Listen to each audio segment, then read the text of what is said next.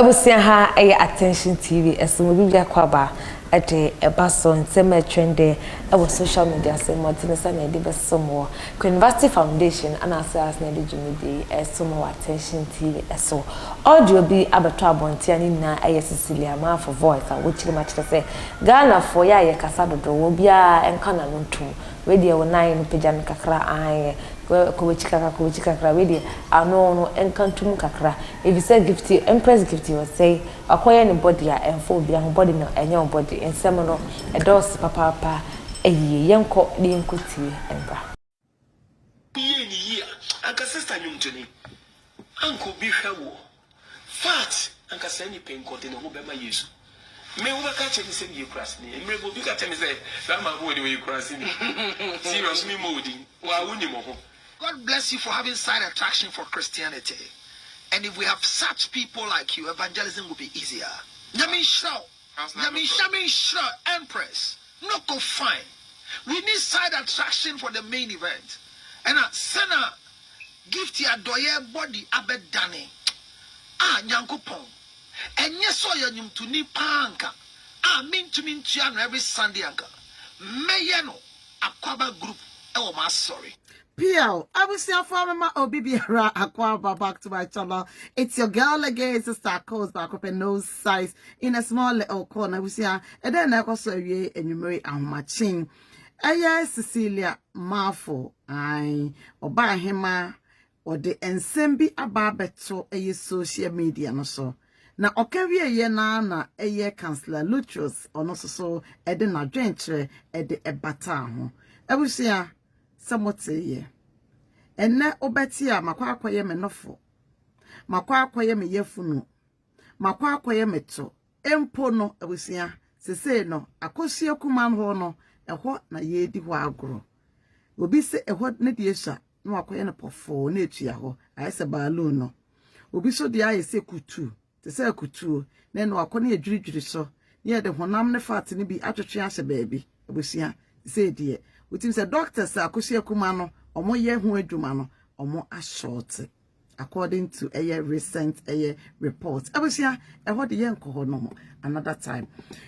Me no me be dia dance ye say sa ne mekoye me ho mako hyehye ha makoye sei no ehun sinso aso de edoso ankasa ye nipa bebre na ankasa no omo hwe omo nkwa ebi no fa so sebe enya infection ebi mo nime bebre na etime develop them even at times crumple into other health conditions. Abusia ya bo hu de ro anase hu wo social media no so amafo a omode omakoye ye omobody a ebinom enu omo ho abat ebinom so de munim say they are flexing around. Noko Empress Gifty,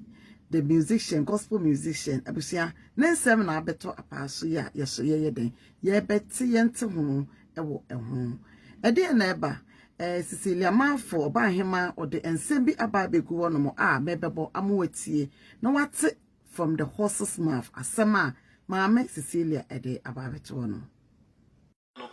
o say me ne kwan no obi nyeden enkwaja ne nchen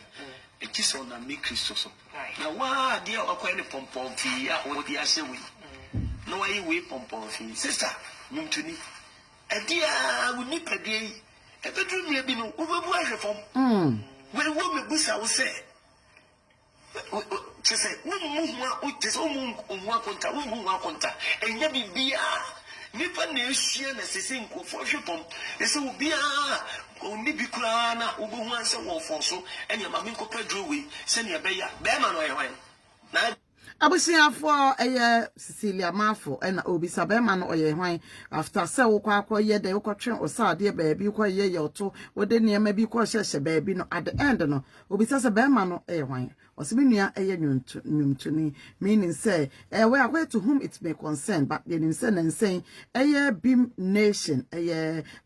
stone boy ne program ya ye beam to the world and beam nation to the world no abusia yenim say Empress Gifty or perform was here honestly speaking sister no ho ye fe or act or perform very very well na bi mo say atare na ehye no na exposing too much when say hope Hobson adoye eye honorable ni kunu Hobson or say ni opebiano sorry ni otiebiano openade sa enti ebeyanka yenum bi yanka ya no enye de empado sa pepepe abusua we ne ensebia papa Hobson ode ebeto eye social media no so eno na muhu e screen ne so no abusua yento ye dwumadie so enti maame Cecilia Marfo so ede na dwenche aba beto se ka ebeyanka nyumtine die ka ebeyanka sa niema no bia no mfasodie bia enye de eni so Counsellor Lutterodt ono de or say ye negative on your corner positive so as na positive on your bed directed to a negative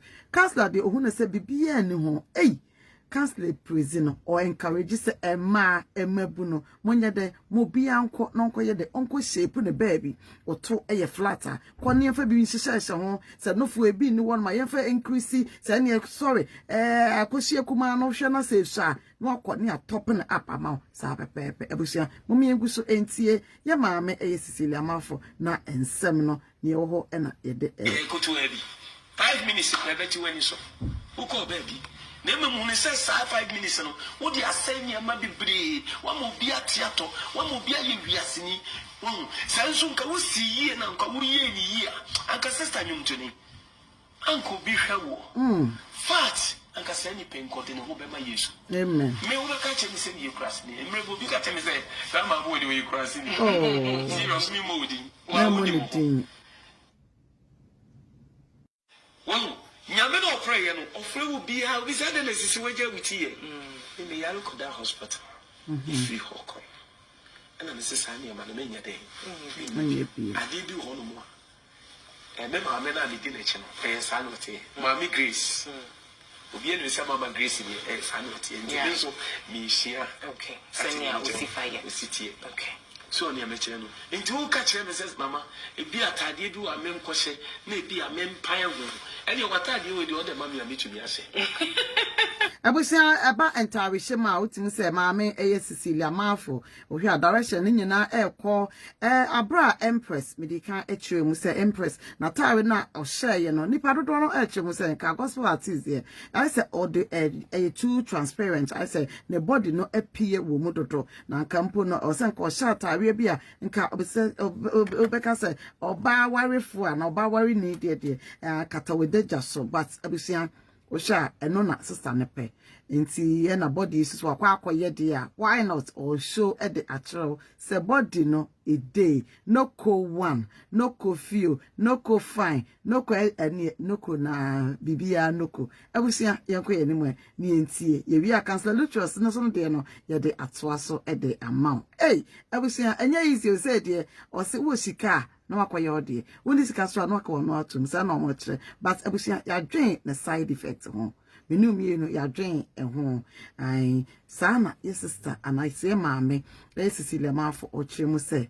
be man 1 minute 2 minutes abro so 5 minutes na sabio ade na esane na everyone mo kọ no sas